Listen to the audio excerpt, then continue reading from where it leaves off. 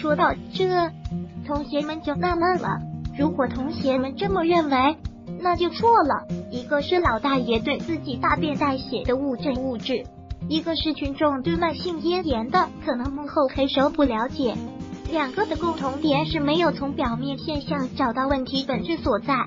所以今天就带同学们去探索一下胃食管反流的问题本质。胃食管反流会出现什么状况？一提起胃食管反流，同学们就马上想到进食后一段时间出现反酸、胸骨后烧心感。其实这只是胃食管反流比较常见的症状，还有一部分胃食管反流不会出现反酸、胸骨后烧心感等症状，而表现为反复出现咽喉部不舒服，好像有东西卡在里面一样，喉咙痒干咳等慢性咽炎症状，甚至哮喘发作。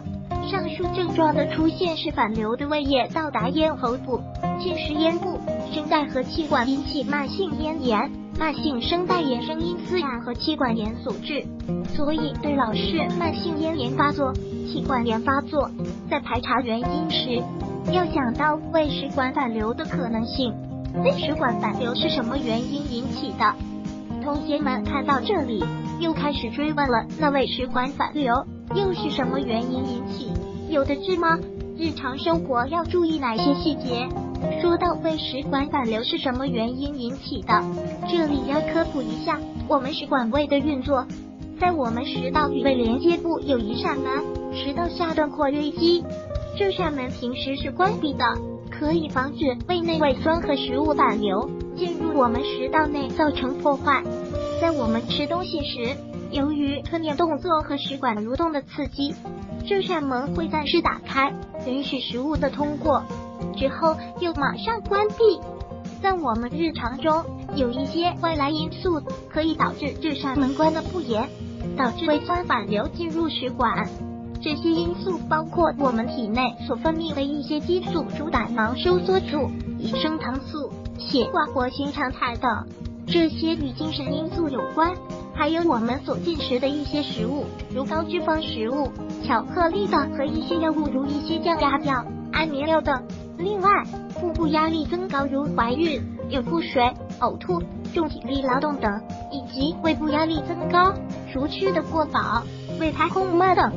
除了上述外来因素之外，这扇门本身的结构和质量出现了问题，如门自动打开一过性食道下段括约肌松弛和门结构改变了食管裂孔疝，都可以导致胃食管反流。胃食管反流有什么后果？胃食管反流除了出现反酸、胸骨后烧心感等不舒服感觉外，约有48%到79%出现食管炎症，不是100%。因为食管有一定的防御功能，反复炎症后会出现食管瘢痕狭窄，吞不下食物 Barrett 食管柱状上皮替代鳞状上皮，甚至是管癌。还有就是上面提到的慢性咽炎、慢性声带炎和气管炎等。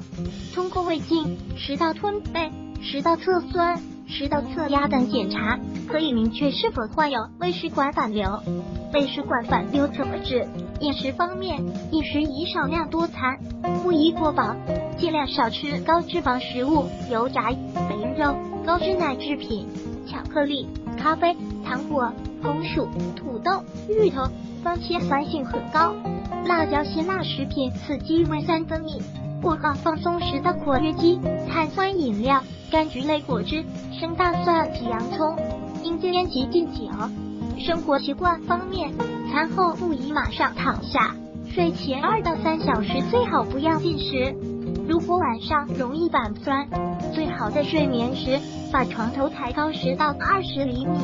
另外，减少影响腹压增高的因素，如肥胖减肥、便秘通便处理、紧系裤带不宜束得过紧等。最后，心理因素对消化系统的影响也十分大，像焦虑、抑郁都会让消化系统出现不良反应，所以在紧张的时候注意缓解压力也同样重要。药物处理：异胃酸、法莫替丁类药物，如西米替丁、雷尼替丁、法梅替丁等，能减少24小时胃酸分泌50%到70%，但不能有效抑制进食刺激的胃酸分泌，因此适用于轻中度症患者，疗程8到12周。2促胃肠动力药，如马丁啉、西沙必利等，可增加食道括约肌压力，改善食管的蠕动功能，促进胃排空，从而达到减少胃内容物食管反流及减少其在食管的暴露时间。适用于轻中症状患者，疗程8到12周。3、异胃酸，奥美拉唑类药物包括阿美拉唑、潘火拉唑等，兰索拉唑等。异酸作用强，疗效优于前2种药物，特别适用于症状重、有严重食管炎的患者。疗程8到12周。如果喜欢本视频，请分享并订阅本频道，访问 TT News XYZ 获取更多相关资讯。